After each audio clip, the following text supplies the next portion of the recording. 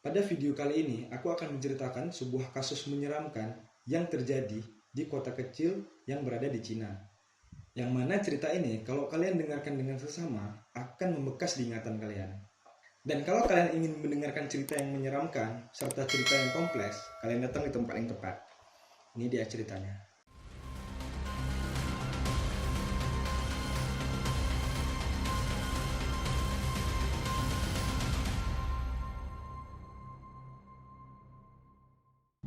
Pada tahun 1990, di bulan November, tepatnya di hari Sabtu sore, ada seorang guru TK berusia 26 tahun bernama Suluxia duduk menangis di stasiun Kota Naha yang berada di timur laut Cina. Ia baru saja bertengkar dengan suaminya, yang mana dia udah menikah dengan cukup lama, namun pernikahannya bisa terhitung dengan pernikahan yang buruk. Hampir setiap hari dia bertengkar dengan suaminya, dan kejadian di Sabtu pagi kali ini itu menjadi puncak emosi bagi Suluxia, dan ia merasa dia udah nggak bisa lanjut lagi dengan suaminya. Dan saat suaminya udah lagi marah-marah, dia langsung menuju kamar dan mengambil tas, masukkan beberapa baju, dan dia pergi keluar meninggalkan suaminya begitu saja. Padahal dia sendiri udah nggak punya rencana apa-apa gitu keluar. Dia nggak punya tujuan, dia nggak tahu harus kemana. Jadi dia mendapati dirinya menangis di stasiun kota itu. Nah, di tengah kesepiannya, dia menyadari bahwasanya sangat sedikit orang yang naik turun dari kereta tersebut gitu. Dan anehnya, stasiun kereta Kota Naha itu hampir tiap hari kosong. Karena faktanya, kota Naha sendiri itu sangat jauh dari standar Tiongkok. Karena hanya memiliki 70.000 penduduk. Dan kota Naha ini berada di kaki-kaki gunung. Di sekitar dan pinggiran kota Naha itu hanya didapati tanaman kedelai dan jagung. Nah, jika kita bergerak sedikit ke kota, di pusat kota itu hanya ada ya seperti kota-kota kecil pada umumnya, itu hanya ada penduduk biasa, pasar yang tidak terlalu besar, dan transaksi yang biasa-biasa aja gitu. Dan kota Naha ini bagi anak-anak muda mungkin ini kota yang cukup tidak relevan untuk tinggali, sangat membosankan. Dan bahkan kalau kita tinggal di Cina tapi kita tidak tinggal di Naha, kemungkinan kita nggak tahu bahwasanya kota Naha itu ada, sebegitu terpencilnya kota Naha itu.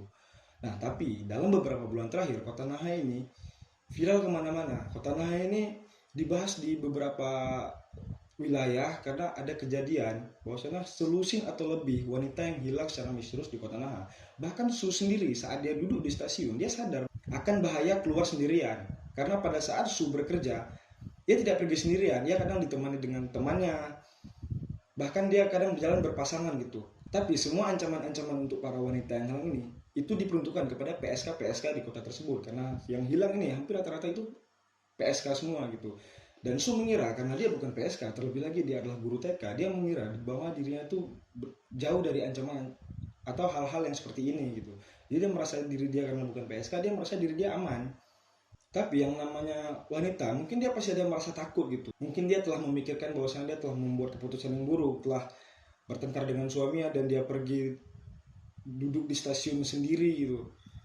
Mungkin dia berpikir apa dia pulang aja, dia selesaikan masalah dengan suaminya dan dia pulang ke rumah dan merasa aman lagi gitu. Tapi sebelum dia bangkit untuk mengikuti apa kata pikirannya, Su menyadari ada seorang pria di ujung stasiun dengan sisi yang sama, seorang pria tampan dengan pakaian yang cukup elegan, dengan mantel wol, celana yang mewah serta sepatu yang mengkilap, jalan perlahan ke arah Su. Dan ketika pria itu sampai tepat di hadapan Su, tapi pria itu tidak rapat ke Su, dia memberikan jarak ke Su agar Su merasa aman. Pria itu merogoh kantongan dan memberikan tisu kepada Su sambil berkata, apakah kau baik-baik saja? Dan Su menoleh ke arah pria itu dengan tatapan curiga, karena saat itu stasiun lagi kosong, terus datang pria yang nggak dikenal dan mencoba interaksi, memberikan tisu. Ini ada sesuatu yang nggak beres, siapa tahu pria ini punya maksud gitu. Tapi Su melihat dengan tatapan curiga pria ini mempunyai tatapan yang tulus dengan penampilan yang elegan gitu. Kayak laki-laki ini bisa dipercaya gitu. Mungkin Su berpikir gitu. Jadi Su menurunkan sedikit kewaspadaannya, mengambil tisu dari pria tersebut dan menyeka air matanya. Dan pria itu berkata lagi kepada Su, apakah kau keberatan jika aku duduk di sampingmu? Su yang telah turun sedikit kewaspadaannya mempersilahkan pria tersebut duduk. Dan pria itu duduk di samping Su. Sekali lagi dia memberikan jarak kepada Su agar Su merasa aman. Dan pria itu bertanya lagi kepada Su, apakah kau baik-baik saja? Su yang saat itu sedang bersedih sepanjang hari, meratapi nasibnya, tanpa harus berbuat apa, tanpa punya tujuan. Dan selama ini dia merasa tidak ada yang peduli terhadapnya karena kekerasan dari suaminya. Dia nggak baik-baik aja. dia cukup rentan saat itu. Jadi di saat pria itu nanya, Su bilang enggak, aku nggak baik-baik aja. Jadi Su menceritakan semua apa yang terjadi karena dilihat pria itu cukup tulus. Nah, setelah Su menceritakan semuanya, Su merasa malu karena dia bercerita kepada orang asing dan dia agak sedikit menyesal setelah menceritakan kejadian tersebut. Nah, tapi setelah Su melihat ke arah pria itu menatapnya dengan penuh wajah simpatik itu, penuh dengan wajah tulus. Nah, jadi Su menolehkan pandangannya dan pria itu memperkenalkan dirinya. Pria itu bernama Jia Weng. Dia adalah direktur pabrik yang pabriknya itu beroperasi di kota Naha. Pria itu memberitahukan kepada Su bahwasanya pria itu sangat berkenan jika Su tertarik untuk bekerja menjadi salah satu karyawan pabriknya. Dan jika Su tertarik, Su boleh ikut pergi ke rumahnya untuk membahas pekerjaannya lebih lanjut. Nah, saat mendengar perkataan itu, Su langsung tersentak. Wah, nggak iya nih, red flag nih. Ada cowok yang mana stasiun itu lagi sepi, cowok datang kasih tisu karena kita sedang nangis dan dia datang terus kasih pekerjaan, ngajak ke rumahnya. Ini ada sesuatu yang nggak beres nih kan, dan bisa jadi Su bakal jadi target selanjutnya yang hilang. Tapi sekali lagi Su melihat tatapan sangat tulus dari pria itu, bahkan dengan penampilannya yang cukup elegan. Mungkin Su akan mengatakan, maaf aku telah menyinggung tapi aku mending sendiri di sini. Tapi Su nggak buat itu. Su bilang, aku akan ikut denganmu. Nah, ketika Su setuju dengan apa yang dikatakan pria itu, mereka berdua bangun tanpa banyak bicara. Mereka berjalan tanpa banyak dialog. Mereka menuruni tangga, berdialog, dan ketika sampai di dekat rumah Jia Weng menunjukkan rumahnya, bahwasanya rumahnya berada di ujung jalan. Ketika melihat rumah Jia Weng, semua kecurigaan yang Su miliki tentang mengikuti orang asing itu hilang. Karena rumah Jia Weng yang cukup indah untuk dipandang dengan pekarangan yang rapi, dengan rumahnya yang sangat cocok dengan penampilan Jia Weng, dengan mantelnya, dengan celananya, dengan sepatunya, dengan setelan Jia Weng, dengan rumahnya itu cocok banget. Jadi di situ Su menghilangkan rasa kecurigaannya. Nah, ketika mereka sampai di tempat rumah, Jia Weng datang mengambil kunci, buka pintu, mempersilahkan Su masuk. Nah, ketika Su masuk, mereka lepas sepatu, Jia Weng ke dapur untuk membuatkan minuman, si Su duduk di ruang tamu, dan ketika sudah disampaikan, mereka hanya berbicara sebatas pekerjaan, dan Su meminum teh yang disediakan oleh Jia Weng. Sepanjang minum teh, mereka hanya melakukan tanya jawab tentang pekerjaan, dan Jia Weng menjelaskan tentang pabrik yang dia kelolanya, dan Su hanya menanya sebatas tentang apa yang akan dia kerjakan di pabrik itu. Jia Weng yang saat itu tengah menjelaskan tentang pabriknya, tentang perusahaan, tiba-tiba dia terdiam tanpa sepatah kata pun melihat Su yang telah menghabisi tehnya, seakan-akan emang ini momen yang ditunggu dengan Jia Weng. Su yang merasa pusing telah menghabiskan teh yang dihidangkan oleh Jia Weng dan melihat tatapan Jia Weng yang mencurigakan, seakan emang ini yang ditunggu oleh Jia Weng, menghabiskan minuman itu. Dan benar saja, Jia telah memasukkan sesuatu dalam teh Su dan dia telah meracunnya. Dan Su yang saat itu merasa pusing langsung menghilang kesadaran dan jatuh pingsan. Beberapa minggu kemudian, setelah kejadian Su dan Jia di stasiun kereta, sepasang kekasih lansia dan mereka akan melaporkan kehilangan kepada petugas jam. Dan yang akan dilaporkan itu bukan Su, karena Su telah menghilang begitu saja. Tidak ada yang melaporkan Su karena suaminya mengira Su telah meninggalkannya, dan ya mungkin Su hidup lain pergi ke kota luar, karena tidak ada yang melaporkan Su. Jadi Su Jia tuh nggak ada yang tahu. Nah, dan ketika pasangan lansia ini ingin melaporkan kepada polisi, petugasnya sedikit pun tidak terkejut. Karena dalam 6 bulan terakhir ada 20 laporan wanita yang hilang. Nah, jadi sedikit pun petugas yang tidak terkejut dengan berita bahwasanya ada lansia yang datang dan ingin melaporkan orang yang hilang. Jadi lansia tersebut dipersilahkan masuk, petugas yang mengambil kertas dan pulpen untuk mencatat kasus. Ya sebenarnya petugas yang ini mungkin udah jenuh ya untuk menerima laporan-laporan orang hilang ini, karena begitu banyaknya kasus hilang. Karena kepolisian nggak bisa seenaknya untuk melakukan penyelidikan gitu, karena nggak jelas nih, karena yang hilang ini semua wanita. Nah, dan wanita ini PSK, nggak ada jelasnya mereka hilang kemana. Bisa aja mereka tuh keluar kota, pergi atau hidup lain gitu, karena nggak ada bukti yang cocok untuk dilakukan penyelidikan. Nah, ketika pasangan lansia ini datang dan melaporkan kepada petugas Jam, nah, yang dilaporkan lansia ini adalah hilangnya seorang laki-laki pembisnis. Dan terakhir lihat laki-laki ini adalah di stasiun Kota Naha, stasiun yang sama di mana Su dan Jia bertemu. Nah, jadi ketika pasangan lansia ini telah menyelesaikan laporannya dan mereka beranjak dari tempat dulunya, berputar dan berbalik, petugasnya memikir keanehan ini. Ini ada yang aneh nih, di mana 20 wanita yang hilang dan seorang laki-laki yang hilang di tempat yang sama. Petugasnya mikirnya ada yang aneh nih dari kasus ini. Nah, karena hilangnya cowok pengusaha ini, disitulah mulai dilakukan penyelidikan. Pada Januari 1991, 2 bulan setelah Su menghilang dan 6 minggu setelah laporan lansia, ada dilaporkan 5 orang lagi yang hilang. Dan 5 orang ini, 2 orang cowok dan 3 orang cewek. Nah, total yang hilang sekarang adalah 26 orang, cowok dan cewek. Dan 26 orang ini tidak termasuk Su. Mungkin kalau termasuk Su itu menjadi 27 orang. Nah, setelah hilang 26 orang ini secara misterius, polisi melakukan penyelidikan. Polisi membentuk unit dan secara sah melakukan penyelidikan turun ke lapangan.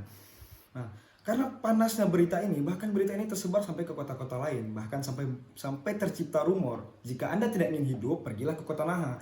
Karena seakan-akan di Kota Naha itu ada penunggu atau bahkan pembunuh berantai. Karena setiap orang yang sana itu hilang secara misterius, bahkan tanpa jejak. Pada bulan September 1991, dengan berita yang udah kesebar kemana-mana sampai pokoknya dimanapun orang selalu membahas Kota Naha ini tentang hilangnya orang secara misterius gitu. Bahkan polisi pun bingung kenapa banyak kali yang orang, dan bahkan yang bikin keadaan lebih buruk lagi, dan hilangnya tuh nggak hanya di stasiun Kota Naha, tapi stasiun-stasiun lain yang sejalur dengan Kota Naha. Jadi dia nggak hanya di stasiun itu, tapi dia udah menyebar bahkan ke sedikit-sedikit ke kota, bahkan jadi di lingkaran Kota Naha itu udah nggak baik-baik aja gitu. Pada Oktober 1991 telah dilaporkan 30 orang hilang. Bahkan polisi pun tidak menjumpai titik temu sama sekali. Tidak ada mayat, tidak ada bukti TKP. Memang hilang gitu aja, tidak menjumpai apapun. Jadi mereka yang 30 orang hilang ini hilang tanpa jejak sekalipun.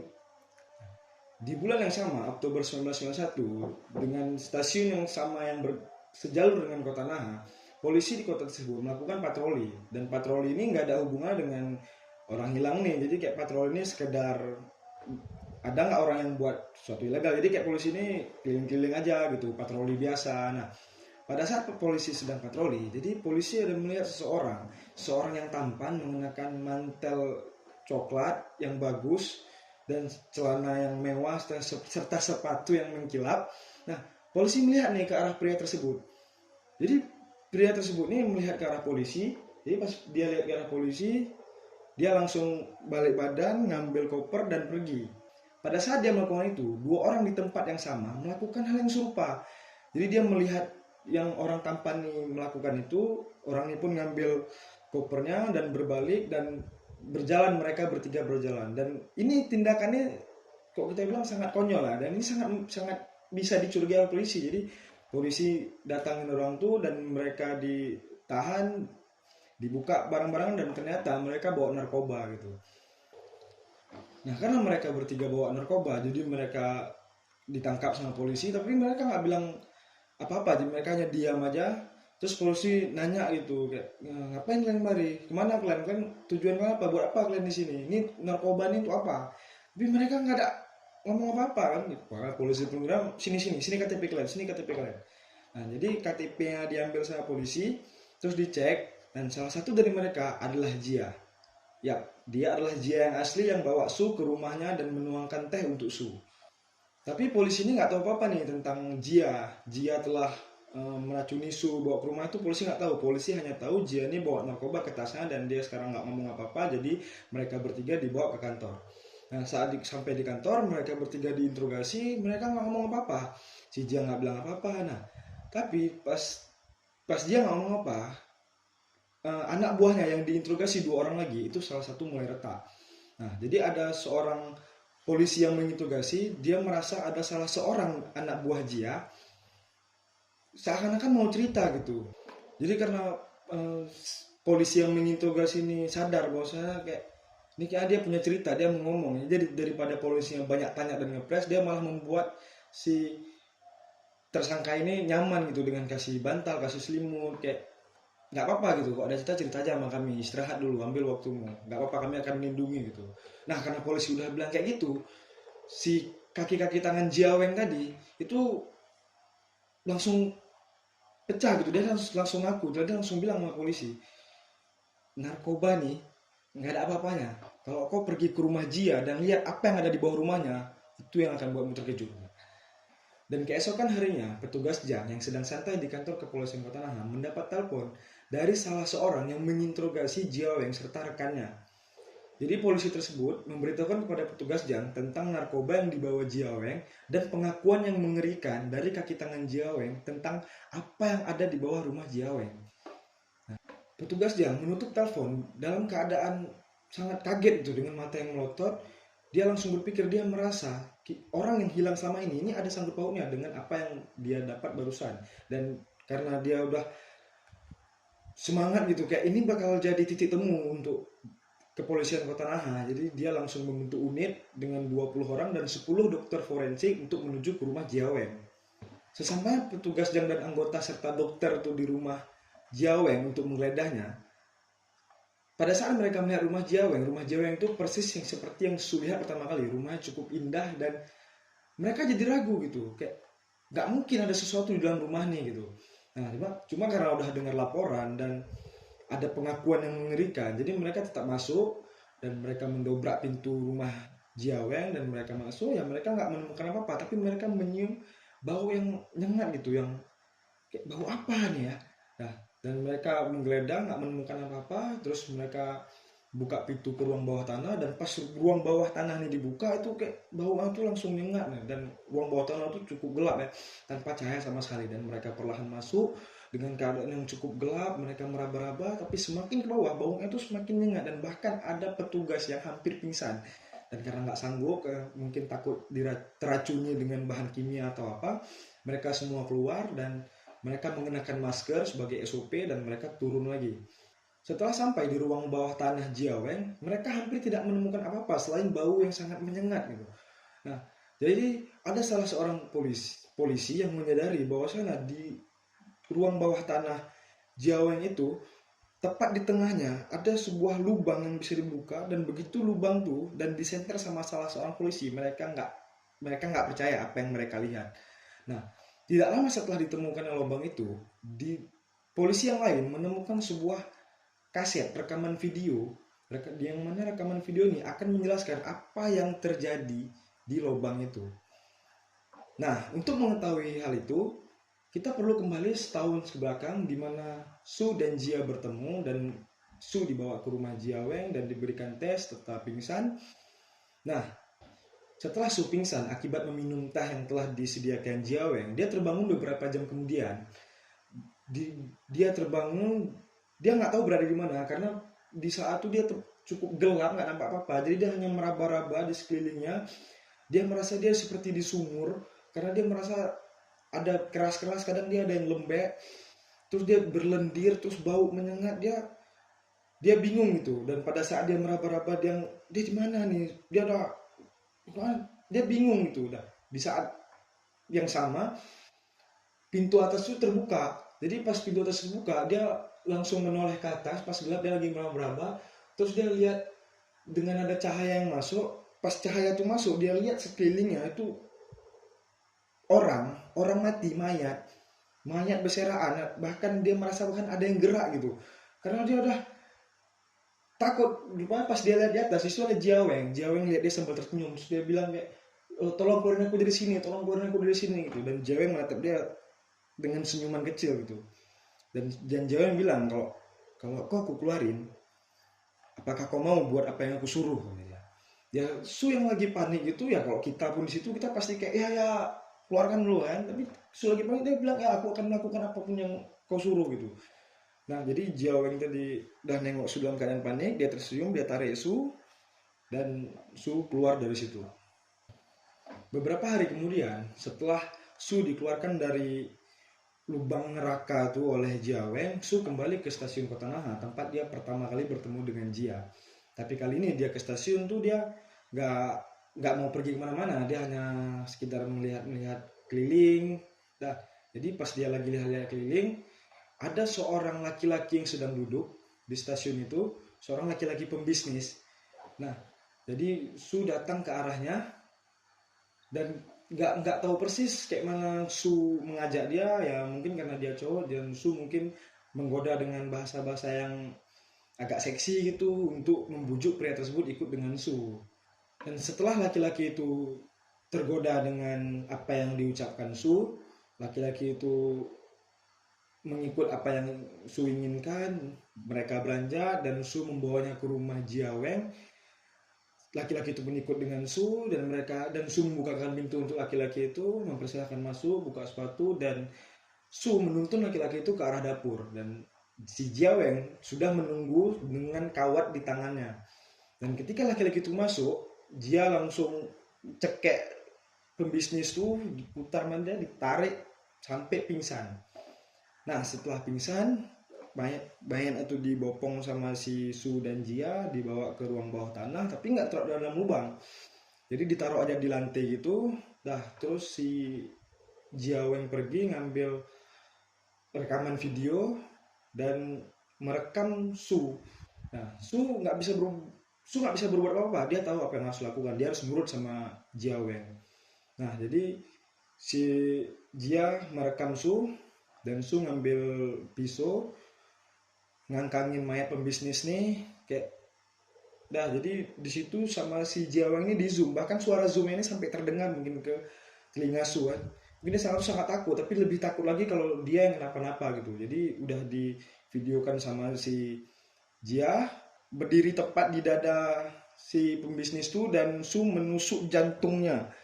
Dan setelah Su menusuk jantungnya, pria tersebut dimasukkan ke dalam lubang itu. Dan video yang Jia rekam inilah yang ditemukan oleh polisi di lantai 1 rumah itu. Tak lama setelah ditemukan lubang yang cukup menyeramkan ini. Nah, Jia Weng inilah alasan hilangnya orang-orang di kota Naha. Dia adalah pembunuh berantai yang harus bertanggung jawab atas semua ini dengan menculik orang-orang di stasiun seperti yang dilakukannya kepada Su, membujuknya, membawanya ke rumahnya, dan dia melakukan hal yang mengerikan. Setelah itu dia membuangnya ke lubang bawah tanah dan hal ini berulang-ulang secara terus-menerus. Dan ketika hal ini terjadi pada Su, dia mengira Su sudah mati gitu, karena habis diracunin Su tuh nggak langsung dimasukin ke lubang tuh, Su tuh dicekek lagi sama dia. Nah, habis dicekek dia buang Su tuh ke dalam lubang tuh.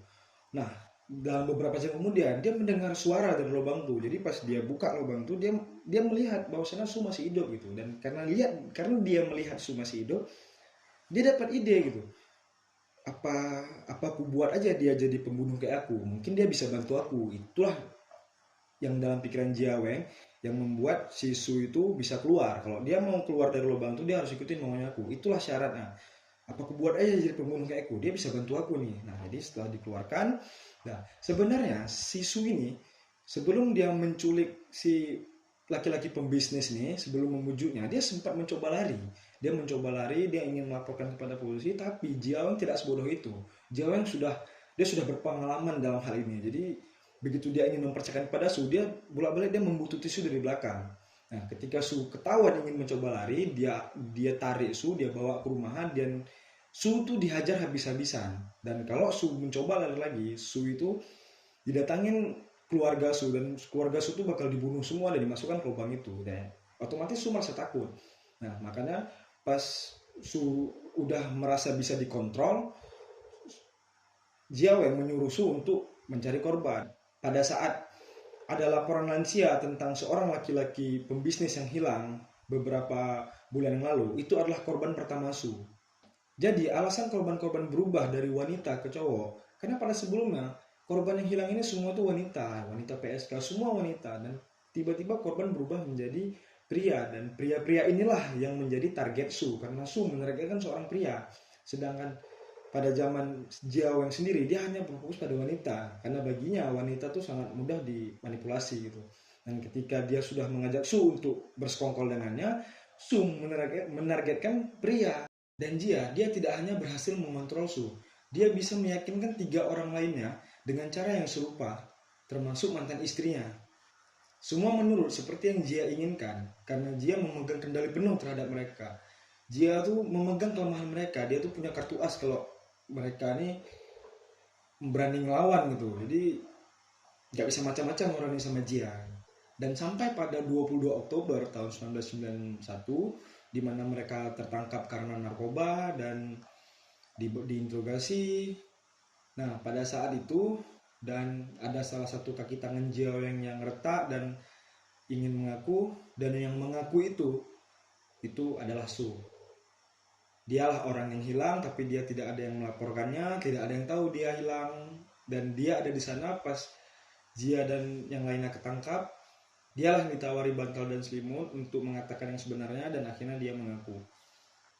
Dan pada akhirnya Jia dan keempat bawahannya dijatuhi hukuman mati dan mereka dieksekusi pada tanggal 24 Januari 1992. Dan sampai hari ini kota Naha sama terkenalnya pada saat tahun 90-an di mana pembunuhan ini terjadi. Dan kota ini hanya dikenal sebagai kota bandit karena apa yang telah terjadi di kota itu. Narkoba nih nggak ada apa-apanya. Kalau kau pergi ke rumah si Su tuh dan kau lihat apa yang di bawah rumahnya, itu merinding gue. Iya. Tuh dia Jia. Dia orangnya. Itu yang kalian tunggu-tunggu. Mampus kau. Di kangkangnya mayat tuh car ke dada sih. Ada suara pula car. Masa ada suara kan? Dan kalau kalian ingin menceritakan Orang gitu aja. aku dengerin di sini orang